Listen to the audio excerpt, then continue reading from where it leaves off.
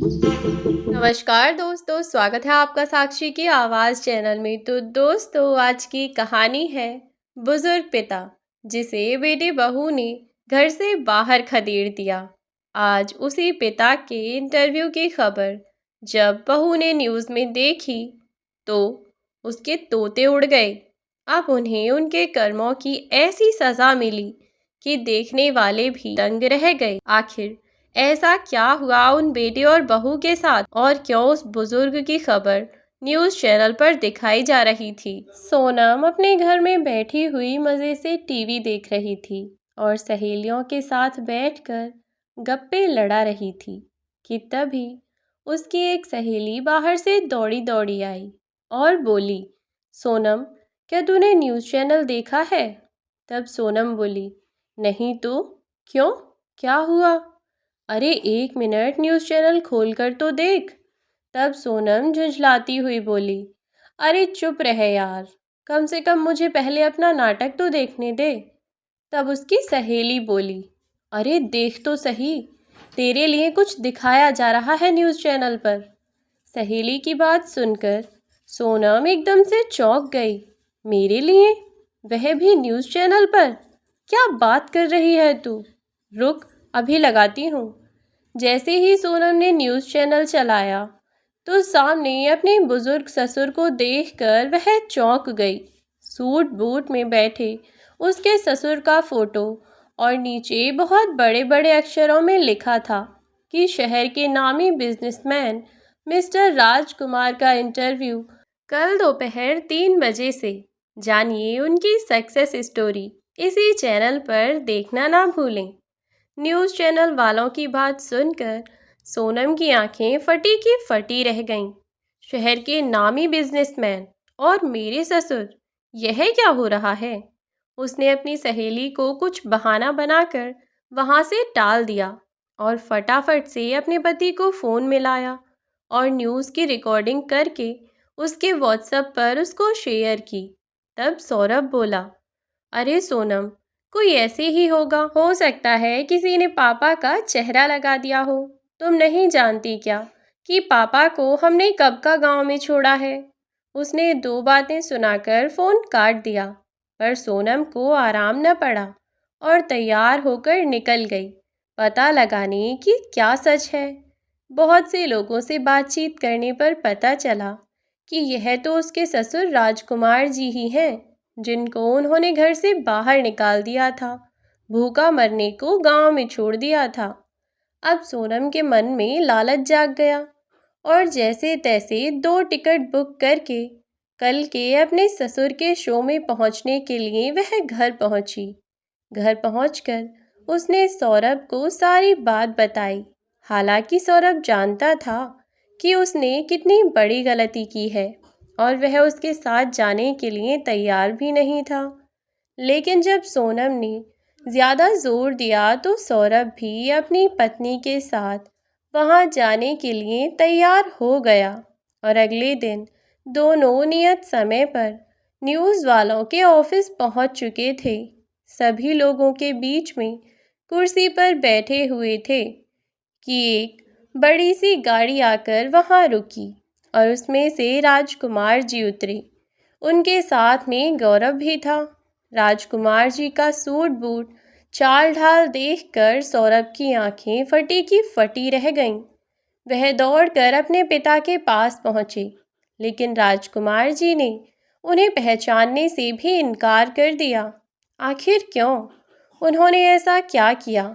इसके लिए आइए चलते हैं कुछ समय पहले। ये लो पिताजी, आज मेरी पहली तनख्वाह मिली है और मैं चाहता हूँ कि इसको आप अपने पास रखें। मुझे दिल से बहुत ही खुशी होगी अगर आप इन पैसों को अपने पास रखोगे तो मुझे बहुत अच्छा लगेगा।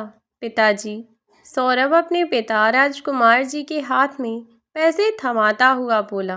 तो राजकुमार जी बोले, बेटा, बहू को पैसे दे देते तो अच्छा होता।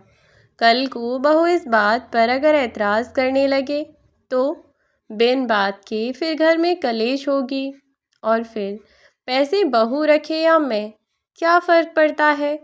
उस बात से कोई फ़र्क नहीं पड़ता। उस बात से कलेश होगी। किस बात की कलेश होगी बाबूजी? इस घर के बड़े बूढ़े आप हैं। माँ तो मुझे बचपन में ही छोड़कर चली गई थी। मैंने जब से होश संभाला है तब से आपको ही माँ और पिता दोनों के रूप में पाया है। जब भी मुझे आपकी ज़रूरत पड़ी तब आप मेरे पीछे हमेशा से मेरे साए की तरह खड़े रहे। आज मेरी पहली तनख्वाह मिली है, इस घर के सबसे बड़े के हाथ में जाए तो इससे भला और क्या हो सकता है? और आप ऐसा क्यों कह रहे हैं? क्या सोनम ने आपसे कुछ कहा है? बाबूजी, दिन रात मेहनत करके आपने अपनी सारी जमा पूंजी मेरे पीछे लगा दी, सिर्फ इस दिन के इंतज़ार में। और आज वह दिन आया है कि मैं सरकारी अफसर बन गया हूँ और इसीलिए मैं चाहता हूँ कि मेरी पहली तनख्वाह आप ही अपने पास रखें। जब सौरभ ने राजकुमार जी के ऊपर ज़्यादा जोर दिया तो राजकुमार जी भी इस बात को मान गए। वहीं बगल में खड़ी हुई सोनम गेट के बाहर से सब कुछ देख और सुन रही थी। इतना तो वह समझ ही चुकी थी कि उसके कहने से उसका पति उसके ससुर को घर से बाहर तो निकालने से रहा, अब उसे कोई ना कोई तो और तरकीब लगानी ही होगी। और ऐसा सोचकर वह वहाँ से चली गई। जब सौरभ ने ज़्यादा जोर दिया तो राजकुमार जी ने भी सौरभ की सारी तनख्वाह लेकर उसे अपनी अलमारी में रख दिया। धीरे धीरे करके पूरा महीना बीत गया।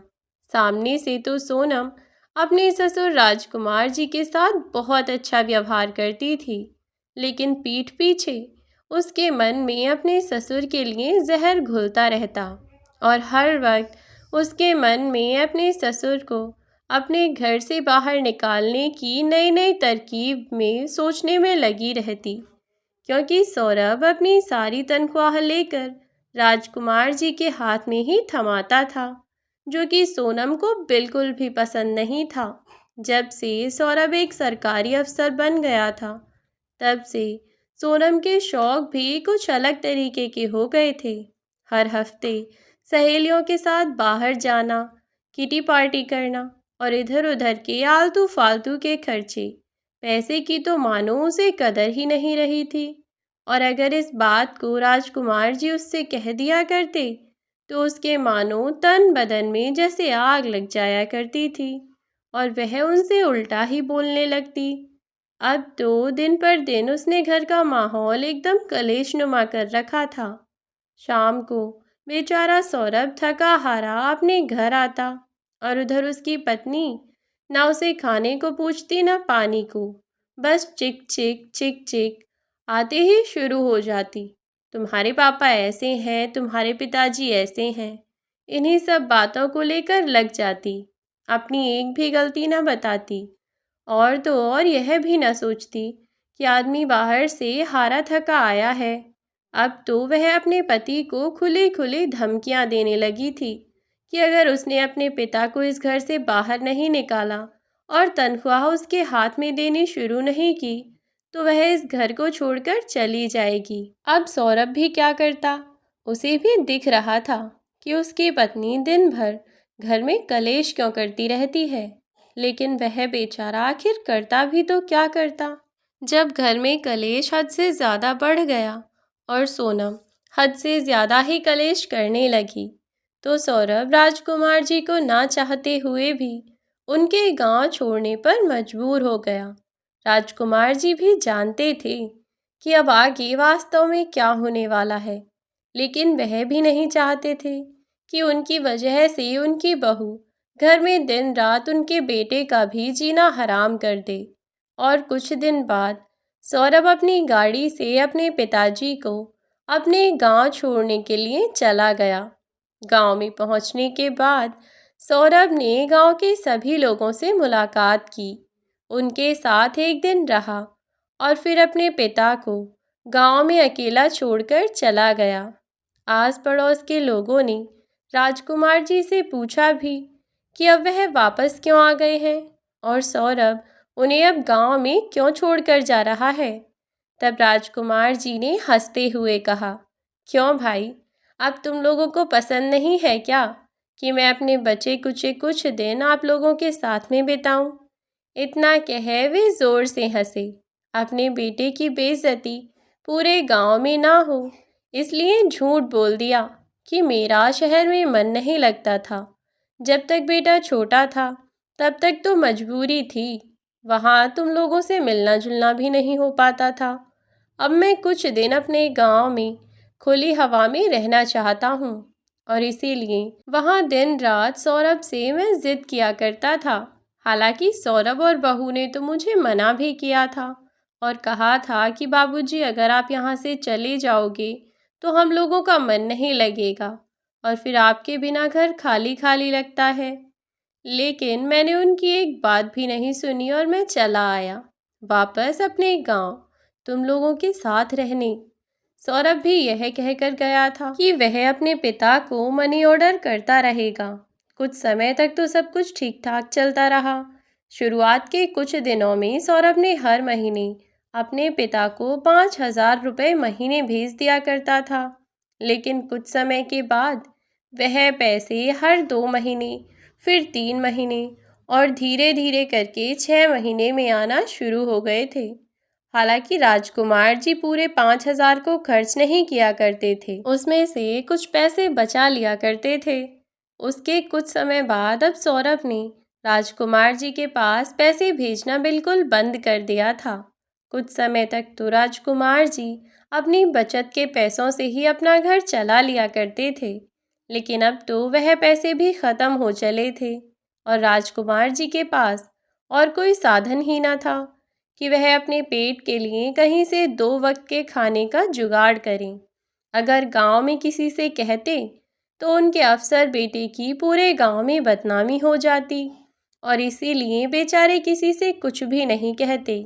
लेकिन कहते हैं ना कि समय बहुत बलवान है, आखिर बेचारे कब तक छुपाते।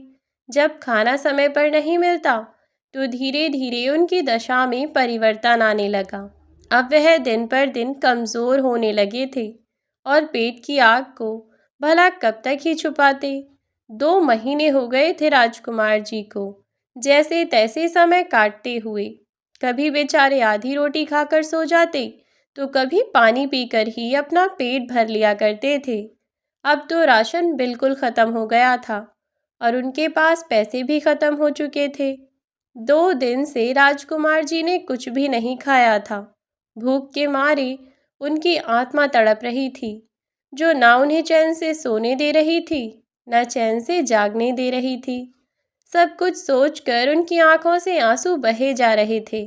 अपनी पत्नी को याद करके बेचारे बस रोए जा रहे थे। इधर उधर भूख के मारे ढूंढ रहे थे कि कोने में या कहीं कुछ भी बड़ा मिल जाए तो खा लूं और इस पेट की आग को शांत कर लूं। खाने को तो कुछ नहीं मिला। मिला तो उनकी पत्नी का एक फ़ोटो, जिसको देखकर उनकी आंखें आंसुओं से लबालब भर आईं और वह अपने बीते दिनों को याद करके अपनी पत्नी को कहते हुए रोने लगे। देख रही हो शांता, आज तुम नहीं हो तो बेटे के होते हुए मैं कैसा अनाथ हो गया हूँ। अरे, मैंने अपना सब कुछ गंवा दिया। तुम्हारे जाने के बाद सब कुछ अपना अपने उस बेटे पर लुटा दिया। मुझे क्या पता था कि उसके जीते जी मुझे एक एक टुकड़े के लिए मोहताज होना पड़ेगा। मुझे क्या पता था कि जो लड़की अपने माता पिता को उस घर से छोड़कर आई है वह मुझे मेरे बेटे से भी दूर कर देगी। मुझे तो लगा था कि उसको माँ बाप से दूर होने की पीड़ा का एहसास होगा, लेकिन नहीं। शायद मैं ही गलत था कि मैंने अपने बुढ़ापे के लिए कुछ भी नहीं रखा, सब कुछ लुटा दिया अपनी उस औलाद पर जिसने आज मुझे यहाँ भूखा मरने के लिए छोड़ दिया है। यह सब सोच उन्होंने आंखें बंद की तो पुराने दिन सपनों की तरह उनकी आंखों में तैरने लगे। कैसे जब कभी भी वह शांता जी से गुस्सा हो जाया करते थे तो शांता जी उनके आगे पीछे प्लेट लेकर घूमा करती थी और कितनी बार उन्होंने उनसे कहा था कि आप चाहे मुझसे कितना भी गुस्सा हो जाया कीजिए, लेकिन खाने पर कभी अपनी नाराज़गी मत निकाला कीजिए।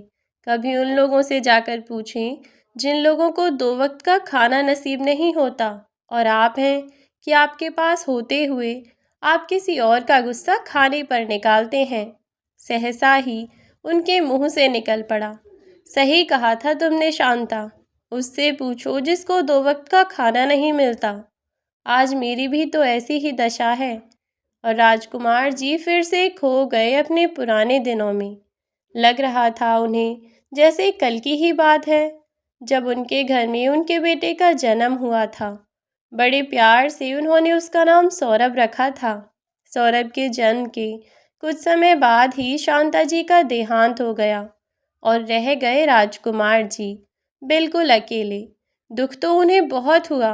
उनके घर के सब लोगों ने कहा भी कि अब तू शादी कर ले, बच्चा छोटा है, तू उसे संभालेगा या घर के खर्च के लिए कमाने के लिए निकलेगा। लेकिन राजकुमार जी ने इसीलिए दूसरी शादी नहीं की, क्योंकि वह नहीं चाहते थे कि सौरभ को कोई भी किसी भी तरीके से प्रताड़ित करे। क्या पता कल को उसकी दूसरी माँ अपने बच्चे और सौरभ में फ़र्क करने लगे, और फिर तब क्या जवाब दूंगा मैं शांता को। नहीं नहीं, मैं कोई दूसरी शादी नहीं करूँगा। मैं अपने बेटे को भी पाल सकता हूँ और अपने घर के खर्च भी चला सकता हूँ। सब लोगों ने उन्हें बहुत समझाया, लेकिन उन्होंने किसी की भी एक न सुनी थी। वैसे तो सौरभ का जन्म जब हुआ तब राजकुमार जी गांव में ही रहते थे, लेकिन शांता जी की मौत के बाद जब से वह थोड़ा बड़ा हुआ तब से राजकुमार जी का काम ठीक से चलने लगा और राजकुमार जी ने शहर में ही अपना प्लॉट खरीद लिया और उसके बाद उन्होंने अपना मकान भी धीरे धीरे करके शहर में ही बना लिया और गांव को छोड़कर अब शहर में आ बसे। गांव में भी उनका ठीक ठाक ही मकान था। राजकुमार जी गांव का घर छोड़ना तो नहीं चाहते थे, लेकिन उन्हें अपने बेटे की देखभाल भी करनी होती थी और काम शहर में और घर बार गांव में देखने और फिर सौरभ को संभालने में भी उन्हें दिक्कत ही होती थी, क्योंकि घर में वे अकेले ही थे। दरअसल सौरभ की मां का देहांत उसके जन्म के कुछ समय बाद ही हो गया था और राजकुमार जी ने उसे बचपन से ही अकेले ही पाला था और माँ और पिता दोनों का प्यार उसे राजकुमार जी से ही मिला। जब बचपन में सौरभ अपने स्कूल में जाता था तब उसके स्कूल के अध्यापकों ने उसके पिता को उसका खाता पोस्ट ऑफिस में खुलवाने के लिए कहा और उसके पिता उसको लेकर पोस्ट ऑफिस में गए हुए थे। लेकिन कुछ कर्मचारी सौरभ के पिता से सही तरीके से पेश नहीं आए और उन्होंने राजकुमार जी के साथ बड़ी ज़ोर ज़ोर से तेज़ आवाज़ में चिल्लाना शुरू कर दिया। जब शोर ज़्यादा हुआ तो उस पोस्ट ऑफिस का एक बड़ा अधिकारी अपने कैबिन से बाहर निकल कर आया और पूरा कारण पूछकर उसने उन कर्मचारियों को ही डांट लगाई और सौरभ के पिता राजकुमार जी के साथ वह बहुत अच्छे तरीके से पेश आया। उस अधिकारी का चाल ढाल, हाव भाव और अच्छा व्यक्तित्व देखकर सौरभ ने भी मन ही मन में निश्चय कर लिया कि वह भी बड़ा होकर एक अच्छा, नेक और ईमानदार अफसर बनेगा। और बस फिर सौरभ ने पढ़ाई में अपनी जान लगा दी। जैसे जैसे धीरे धीरे सौरभ बड़ा होता चला गया, वैसे वैसे उसकी पढ़ने में लगन और ज़्यादा होती चली गई और वह क्लास दर क्लास अपनी कक्षा में प्रथम ही आता रहा। स्कूल की परीक्षा अच्छे नंबरों से पास करने के बाद उसने अपने शहर के सबसे बड़े कॉलेज में 11वीं क्लास में एडमिशन स्कॉलरशिप बेस पर लिया और 12वीं में भी उसने अपने पूरे शहर में अपने कॉलेज को टॉप किया था। वह पढ़ने में काफ़ी होनहार था। सौरभ के पिता राजकुमार जी अपने बेटे की इस लगन को देखकर मन ही मन बहुत खुश होया करते थे। सौरभ ने भी पूरी लगन के साथ अपने कॉलेज की परीक्षा पूरी की और साथ ही कॉम्पिटिटिव एग्ज़ाम्स की तैयारी भी करने लगा और देखते ही देखते कुछ ही समय में वह एक बड़े अधिकारी के पद पर तैनात हो गया। उसका बचपन का सपना साकार हो चला था। जिस समय सौरभ ने अपना एग्ज़ाम निकाला था और यह पक्का हो गया था कि वह एक बड़ा अफसर बन गया है, बस अब तो ज्वाइनिंग की डेट ही निकलनी बाकी है, तब सौरभ ने अपने पिता राजकुमार जी को सोनम के बारे में बताया था, जो कि उसकी ही क्लासमेट थी और उसके साथ तैयारी भी कर रही थी। राजकुमार जी ने कहा कि अगर तुम्हें लड़की पसंद है तो मुझे कोई आपत्ति नहीं। और राजकुमार जी ने अपने बेटे की पसंद की लड़की यानी कि सोनम से सौरभ की शादी करवा दी थी। उन्हें तो लगा था कि बेटे की पसंद है तो अब तो किसी चीज़ की दिक्कत ही नहीं होगी, लेकिन उन्हें क्या पता था कि आने वाले समय में उनके साथ क्या क्या होने वाला है। बस यह सब उनके दिमाग में घूम ही रहा था कि अचानक से उन्हें महसूस हुआ जैसे उनके सर पर किसी ने अपना हाथ रखा हो और उनसे कहा हो कि आप इतना परेशान क्यों होते हैं, बेटे ने ही तो निकाल दिया है ना। कम से कम इस बहाने आप अपने पुराने घर में आकर तो रह रहे हैं। आप परेशान मत होइए। और वहाँ उस पलंग के पीछे नीचे की तरफ एक छोटा सा गड्ढा बना हुआ है। उस गड्ढे में देखिए आपको क्या मिलता है। मैं हमेशा ही आपके साथ हूँ। और हाँ, आपको कमज़ोर पड़ने की कोई भी ज़रूरत नहीं है। आप अपना कोई काम खुद से शुरू कीजिए और फिर अपने आप को इस काबिल बनाइए कि सारी दुनिया आपकी मिसाल दे और अपनी औलाद को दिखा सकें कि पिता आखिर पिता ही होता है। औलाद चाहे कितनी भी बड़ी क्यों ना हो जाए, रहती हमेशा माँ बाप से कम ही है। दिखा दो उस नालायक को कि आप अभी भी क्या से क्या कर सकते हो। आप ऐसी नालायक औलाद के मोहताज नहीं हो। उठो और जागो, क्योंकि मैं जानती हूँ कि मेरे पति इतने कमज़ोर नहीं हैं कि रोने में अपना समय गंवा दें। आप कभी भी खुद को अकेला महसूस मत करना। उन्हें लगा जैसे शांता जी उनसे यह सब कह रही हैं। जैसे ही उनकी आंखें खुलीं तो कुछ नहीं था। अब राजकुमार जी को लगा कि उन्होंने महज एक सपना देखा था। पहले उन्हें लगा कि सपने कहाँ सच होते हैं, शायद मैंने ज़्यादा ही सोच लिया।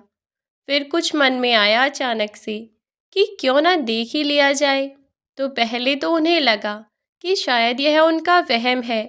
फिर उन्होंने यह सोच ही लिया आखिरकार कि एक बार देखने में क्या हर्ज है। जब उन्होंने बताई हुई जगह पर जाकर देखा तो उस गड्ढे में एक रुमाल निकला जिसके अंदर एक पोटली में कुछ बंधा हुआ था। और जैसे ही उन्होंने वह पोटली खोली तो उनकी आंखें खुली की खुली रह गईं। उसमें शांता जी के सोने के पुराने कड़े रखे थे, जो शायद उन्होंने राजकुमार जी को बिना बताए अपनी बहू के लिए बनवा कर रखे थे। उन कंगनों को देखकर राजकुमार जी बहुत दुखी हुए। उनकी आंखों से आंसू फिर से बहने लगे, लेकिन साथ ही उन्होंने नींद में ही सही या सपने में ही सही शांता जी की कही एक एक बात को याद किया और मन में कड़ा निश्चय कर लिया कि मैं अब कुछ कर कर ही दिखाऊंगा। वे उन कड़ों को लेकर सुनार के पास गए और जाकर उनका भाव जंचवाया तो उन कड़ों की कीमत लगभग 60,000 रुपये निकली। राजकुमार जी ने आधी कीमत में एक कड़ा बेच दिया और 30,000 रुपये और एक कड़ा लेकर अपने घर वापस आ गए। उन्होंने उसमें से कुछ पैसों का तो राशन खरीदा और बाकी बचे हुए पैसों से 2 भैंस खरीद लीं और उन्हें अपने घर ले आए। कुछ बचे हुए पैसों से थोड़ी सी भूमि लगान पर ले ली। अब तो राजकुमार जी दिन रात मेहनत करते, अपना खाना बनाकर खाकर साथ लेकर जंगल की ओर निकल जाते, पूरे दिन खेतों में मेहनत करते और फिर जब भैंसों के चारे का टाइम होता तो उन्हें चारा डाल दिया करते। अब तो उनका रोज का यह नित्य कर्म हो गया था। दोनों टाइम भरपेट खाना भी मिलने लगा था। उधर खेतों में अच्छी फसल होने लगी थी, जिससे खाने के लिए अनाज तो हो ही जाया करता, बल्कि इतना अनाज होता कि वह अपने खाने के लिए बचाकर बाकी को पैसों में बेच दिया करते थे। भैंसों के दूध को उन्होंने गांव में बेचना शुरू कर दिया। दूध की मठा चलाते तो उससे भी मक्खन निकलता और उससे घी बनाकर भी बेचा करते। उनकी मेहनत धीरे धीरे रंग लाने लगी थी। समय बढ़ने के साथ साथ उन्होंने 2 भैंस से 4 और 4 से 8 कब कर लीं, उन्हें भी पता न चला। धीरे धीरे उनकी जान पहचान बढ़ने लगी। पहले वे अपना दूध गांव में फुटकर में दिया करते थे। एक दिन एक बड़ा अमीर सा आदमी आया और उन्हें उनके दूध के 10 लीटर के हिसाब से फालतू पैसे देने की बात की। तो राजकुमार जी भी खुशी खुशी तैयार हो गए। उस आदमी ने राजकुमार जी को उस दूध के एडवांस पैसे दिए और सारा दूध डेली खुद ही ले जाने को कहकर चला गया। अब राजकुमार जी का सारा दूध शहर जाने लगा। गाड़ी आती और सुबह शाम दोनों समय उनका दूध लेकर शहर चली जाती। और सबसे अच्छी बात यह थी कि उन्हें एक ही ग्राहक मिल गया जो उनसे सारा दूध ले लिया करता था। पहले तो राजकुमार जी भी समझ नहीं पाए कि वह इतने सारे दूध का क्या करता है, लेकिन लोग बागों से जानकारी करने से पता चला कि वह व्यक्ति राजकुमार जी से आधे दाम में दूध लेकर उसे दुगने दाम में शहर में बेच दिया करता था। जब राजकुमार जी को इस बात का पता चला तो उन्होंने सोचा कि मेरे यहाँ के दूध से जब कोई और मुझे दुगना लाभ कमा सकता है, तो क्यों ना मैं ही किसी जानकार व्यक्ति से सलाह करके किसी पढ़े लिखे व्यक्ति को काम पर रख कर उससे अपनी ही भैंसों के दूध से डबल मुनाफा कमा सकूं। और अब राजकुमार जी ऐसे ही किसी व्यक्ति की तलाश में लग गए। बहुत दिनों तलाशने के बाद भी उन्हें ऐसा कोई भरोसेमंद आदमी मिल ही नहीं पा रहा था।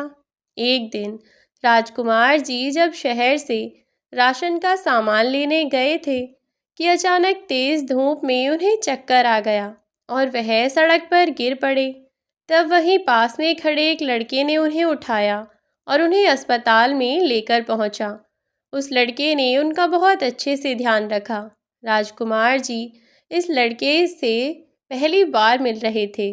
उन्होंने उससे उसका नाम पूछा। उस लड़के का नाम गौरव था। जब राजकुमार जी ने गौरव से बातचीत की तो पता चला कि वह किसी कंपनी में अकाउंटेंट के पद पर तैनात है और एक अनाथ लड़का है जिसके आगे पीछे कोई नहीं। 2-3 दिन उसने राजकुमार जी का बहुत अच्छे से ध्यान रखा था, जब तक वे पूरे तरीके से स्वस्थ नहीं हो गए थे।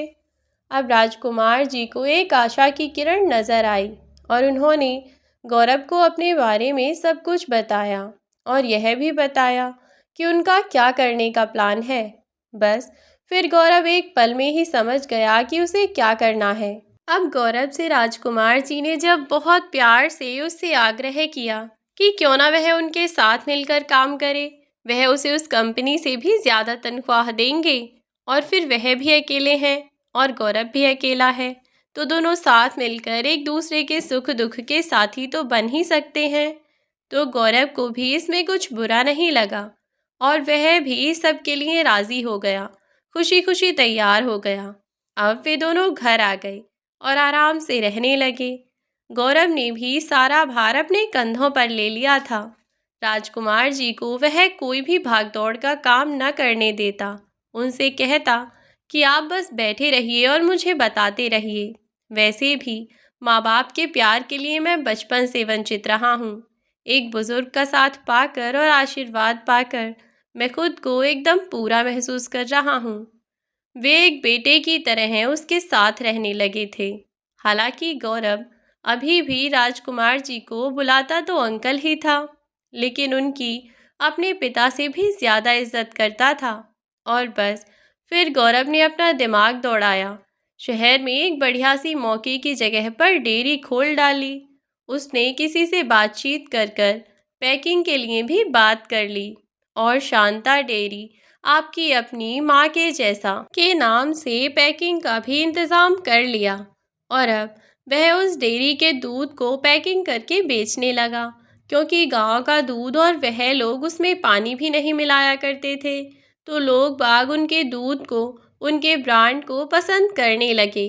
और समय बीतते बीतते देखते ही देखते कब राजकुमार जी की डेयरी पूरे शहर में फेमस हो गई। अब तो उनके यहाँ का दूध उनके नाम से बिकने लगा और राजकुमार जी एक बड़े फार्म के मालिक बन गए। उन्होंने बहुत सारी भैंस रख लीं और बहुत सारे लोगों को उनका काम करने के लिए रख लिया। अब तो गांव में उन्होंने आस पड़ोस में रोजगार का भी काम कर दिया था। गांव के बहुत सारे लोग उन्हीं के यहाँ काम करते और वह उन्हें उचित तनख्वाह दिया करते थे। समय के साथ साथ सब कुछ बदल गया और राजकुमार जी दिन पर दिन बहुत फेमस हो गए। एक दिन राजकुमार जी अपना सारा काम निपटाने के बाद कुछ चुप से बैठे हुए थे।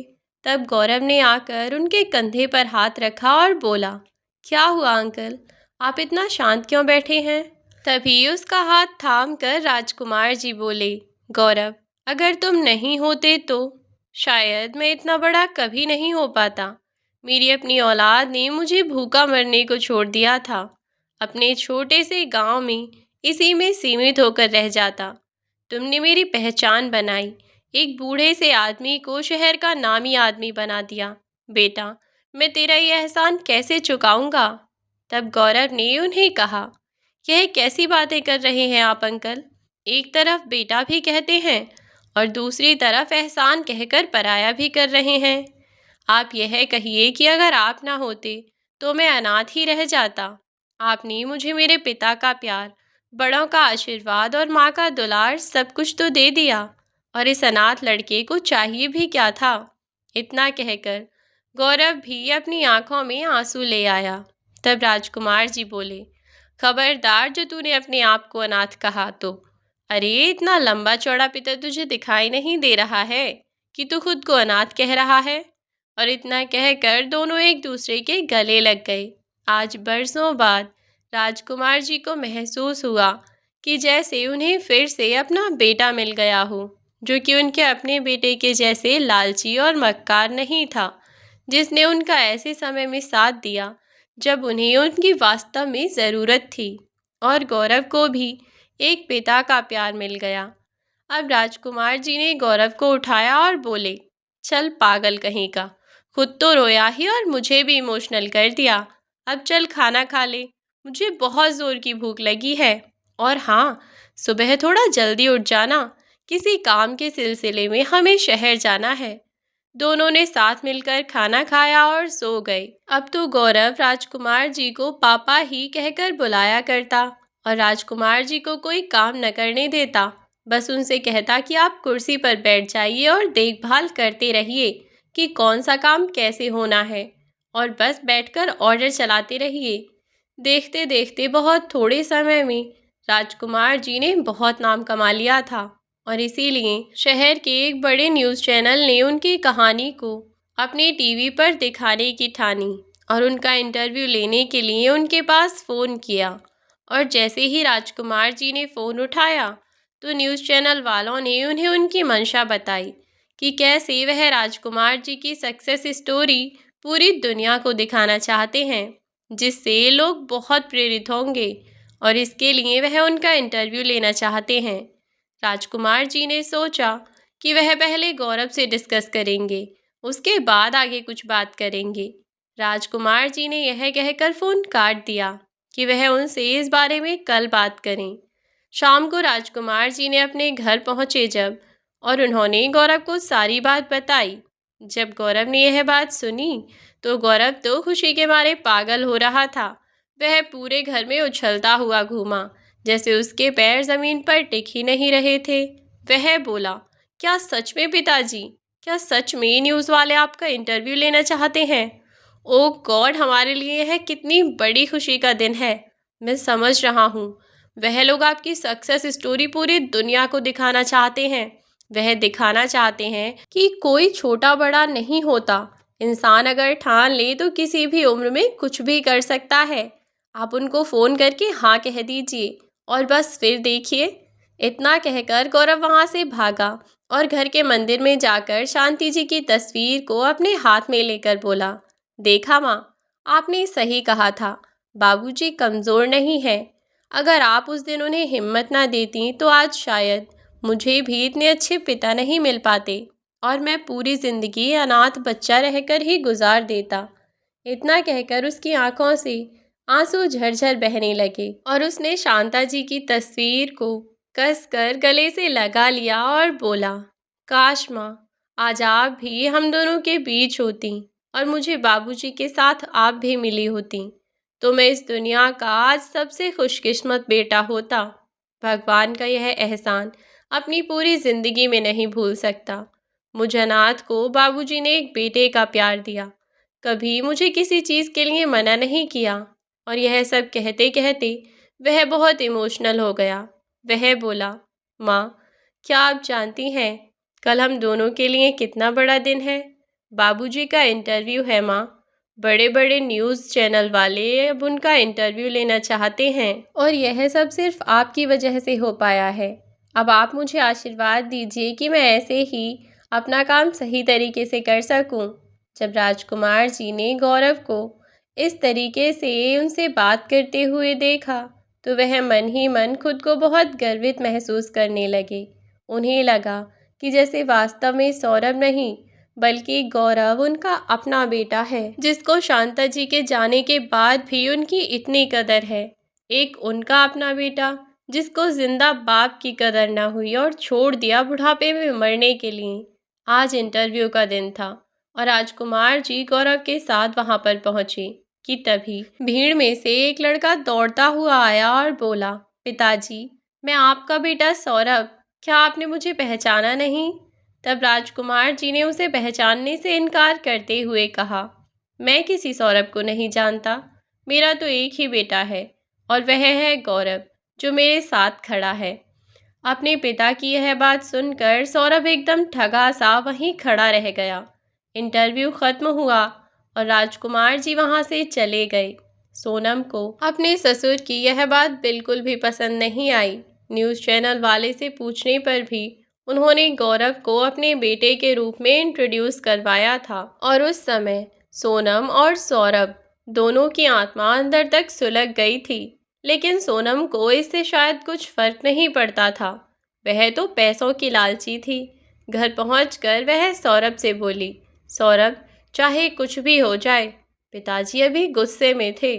हम लोग अगर उनसे घर जाकर माफ़ी मांगेंगे तो वह हमें माफ़ कर देंगे। और फिर सोचो, तुम ही उनके सगे बेटे हो। वह कल का आया लड़का पता नहीं कौन है कौन नहीं। पता नहीं पिताजी उसको क्यों अपना बेटा बता रहे हैं। अरे, हमारा भी पूरा हक बनता है उनकी ज़मीन जायदाद पर। कल हम उनके घर चलेंगे। और न जाने क्या क्या बात सौरभ के दिमाग में सोनम ने भर दी। अगली सुबह वह दोनों राजकुमार जी के घर पहुँचे और सौरभ ने वहां पहुंचकर उनके पैर छुए। सोनम भी उनके पैर छूकर बोली, पिताजी, हम आपको ढूंढने के लिए गांव गए थे, आप पता नहीं कहाँ चले गए वहां से। तब हंसते हुए राजकुमार जी बोले, कौन पिताजी, किसका पिताजी? और हाँ, किस गांव की बात कर रही हो? कहाँ ढूंढ आई बहू गांव में? गांव में तो अभी भी रोज आता जाता हूँ। वैसे अब और क्या चाहिए तुम लोगों को मुझसे? या फिर कुछ और भी बाकी रह गया था जो तुमने मेरे ऊपर नहीं किया है, जो अत्याचार अब और मेरे ऊपर करने आए हो? तब सोनम बड़ी अच्छी बनती हुई बोली, नहीं पिताजी, आपको कोई गलतफहमी हुई थी। हम तो हर महीने आपको पैसे ही भेजते थे। तब गुस्से में चिल्लाते हुए राजकुमार जी बोले, चुप, एकदम चुप। मैंने तो तुझे अपनी बेटी समझा था और तू तू नागिन निकली, नागिन। मुझे मेरे बेटे से अलग कर दिया और छोड़ दिया मुझे वहां मरने के लिए। अरे, तुम लोगों से भला तो यह अनजान लड़का निकला जिसने मुझे आज यहाँ इस मुकाम पर लाकर खड़ा कर दिया। तुम दोनों सिर्फ पैसों के लालची हो। और हाँ, जितना भी पैसा भेजा था तुमने उसका हिसाब लगा लेना। गौरव, बेटा, दे दे इनके जो भी पैसे मुझ पर खर्च हुए हैं। यह है जोरू का गुलाम। मैं तुमसे बहस कर ही क्यों रहा हूँ? मुझे तुम लोगों से कोई बात नहीं करनी, समझी तुम? निकल जाओ मेरे इस घर से, वरना तो अच्छा नहीं होगा। सोनम ने बहुत कोशिश की कि वह राजकुमार जी को अपनी बातों में बरगला दे, लेकिन इस बार राजकुमार जी किसी के झांसे में नहीं आने वाले थे। उन्हें पता था कि उनकी औलाद ने उनके साथ क्या किया है। वह सौरभ से बोले, यह तो दूसरे घर की आई लड़की थी, पर तूने तो अपने बाप का संघर्ष बचपन से देखा था ना। मुझे लगा था चाहे बहू जैसी भी हो, पर मेरा बेटा कम से कम इतना तो सोचेगा ही कि मेरे पिता ने मेरे लिए क्या कुछ नहीं किया। लेकिन नालायक, तूने तो सारी हदें पार कर दी। छोड़ दिया मुझे उस बंद कमरे में मरने के लिए और कभी पलटकर नहीं देखा कि मैं मर गया हूँ या जिंदा हूँ। तो फिर आज क्या करने आए हो तुम दोनों मेरे पास? यहाँ से चले जाओ। मेरा तुमसे कोई भी रिश्ता नहीं है। मेरा एक इकलौता बेटा है और वह है गौरव। समझे तुम दोनों? और इतना कहकर राजकुमार जी ने सिक्योरिटी गार्ड से उन दोनों को धक्के देकर अपने घर से बाहर निकलवा दिया और एक बढ़िया सी लड़की देखकर उन्होंने गौरव की भी शादी करवा दी और अपनी सारी ज़मीन जायदाद और वसीयत का आधा हिस्सा गौरव को और आधा वृद्धाश्रम और अनाथालय को दान में दे दिया। और अब राजकुमार जी अपने मुंह बोले बेटे गौरव और उसकी पत्नी के साथ बहुत खुशी खुशी अपना जीवन व्यतीत कर रहे हैं। जैसा गौरव था वैसे ही उसने अपनी पत्नी को भी ढाला। गौरव की पत्नी गरिमा राजकुमार जी को अपने पिता की तरह ही प्यार करती, उन्हें एक चम्मच तक उठाकर न लेने देती। अगर कोई भी चीज़ उन्हें देनी होती, खानी होती, तो दोनों अपने पिता की छोटी छोटी चीज़ों का ध्यान रखते। और आज राजकुमार जी अपना जीवन बहुत सुख से बिता रहे हैं और सौरभ और उसकी पत्नी अपने कर्मों की सज़ा भुगत रहे हैं। तो दोस्तों यह थी हमारी आज की कहानी। आज की कहानी आपको कैसी लगी हमें कमेंट बॉक्स में ज़रूर बताएं। यदि वीडियो अच्छी लगी हो तो लाइक और शेयर करना ना भूलें। चैनल पर यदि नए हो तो चैनल को सब्सक्राइब कर दें, साथ ही बेल आइकन को प्रेस कर दें ताकि आने वाली वीडियोस की नोटिफिकेशन आपको मिलती रहे। तो आज के लिए बस इतना ही। अंत तक बने रहने के लिए धन्यवाद। अब मिलती हूँ आपसे एक नई वीडियो में एक नई कहानी के साथ। तब तक के लिए बाय बाय मेरे प्यारे दोस्तों। अपना ख्याल रखें और सुरक्षित रहें।